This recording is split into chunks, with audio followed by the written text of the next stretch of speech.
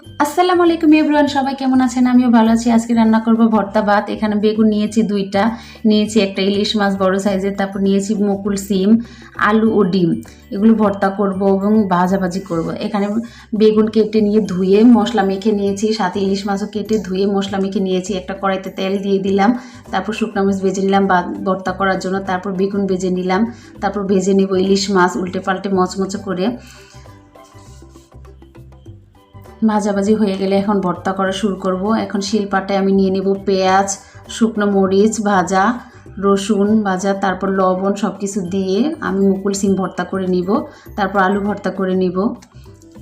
শুকনো মরিচ, পেঁয়াজ, ধনেপাতা, লবণ, সরিষার তেল সব কিছু মেখে ভর্তা করে নেব আলু ভর্তা।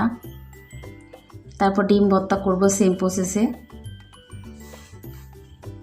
তারপর ভর্তা করব ইলিশ মাছের লেজ। এটা আমি একটু ছেঁচে নিলাম যাতে কাটা ছাড়াতে সুবিধা হয়। তারপর ভর্তা হয়ে গেলে এখন একটু কাঁচামরিচ ধনেপাতা ভর্তা করব।